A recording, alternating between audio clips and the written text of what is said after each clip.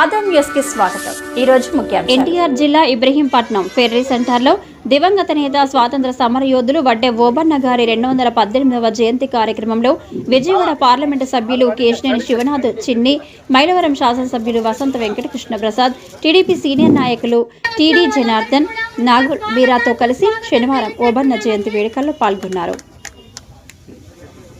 చిత్రపటానికి పూలమాలలు వేసి ఘనంగా నివాళులర్పించారు. జ్యోతి ప్రజ్వలన చేసి కార్యక్రమాన్ని ప్రారంభించారు. ఈ సందర్భంగా ఎమ్మెల్యే వసంత కృష్ణ ప్రసాద్ మాట్లాడుతూ వడ్డే ఓబన్న చేసిన సేవలను కొనియాడారు. వడ్డే ఓబన్న జయంతి వేడుకలను ఏపీ ప్రభుత్వం నేడు అధికారికంగా నిర్వహించిందన్నారు. ఉయ్యాలవాడ నరసింహారెడ్డికి వడ్డే ఓబన్న సన్నిహితుడిగా ఉన్నారన్నారు. నల్లమల కేంద్రంగా గెరిల్లా పద్ధతుల్లో బ్రిటిష్ వారిపై ఆయన పోరాటం చేశారన్నారు.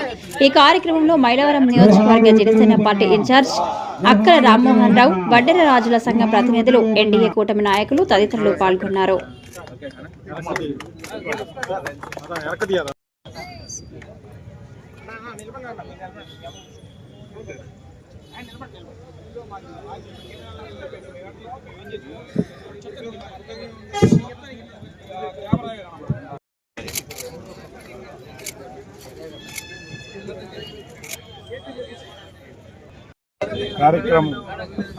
జయంతి కార్యక్రమం అధికారంగా చేయాలని ప్రకటించడం చాలా సంతోషం.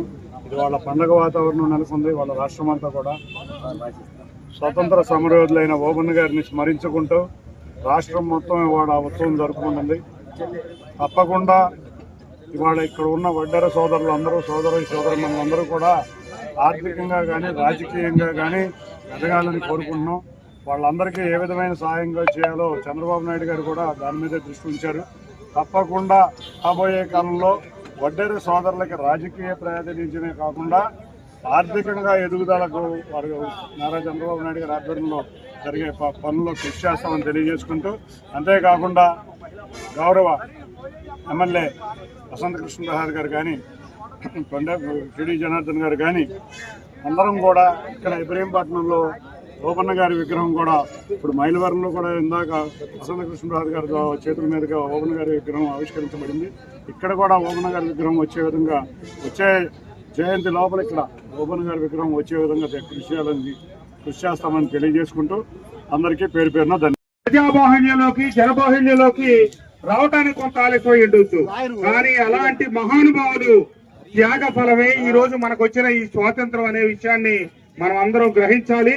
ఈ రోజు రాష్ట్ర ప్రభుత్వం దీన్ని ప్రత్యేకంగా వడ్డే ఓబన్న గారి జన్మదినాన్ని రాష్ట్ర ప్రభుత్వం స్థిరంగా నిర్వహించటం, రాష్ట్ర ప్రభుత్వం అఫీషియల్ గా ఈ కార్యక్రమాన్ని గుర్తించి రాష్ట్ర వ్యాప్తంగా చేయటం చంద్రబాబు నాయుడు గారు, లోకేష్ బాబు గారు, అలాగే పవన్ కళ్యాణ్ గారి నాయకత్వంలో కూటమి తీసుకున్నటువంటి నిర్ణయం. సరే, ఓబన్న గారిని స్మరించుకుంటూ మనం చేయాల్సిన పని ఏంటంటే వడ్డెర కులస్తులు, ఈ బీసీ కులాల్లో అత్యంత వెనుకబడిన కులాల్లో వడ్డెర కులస్తులు ఒకళ్ళు.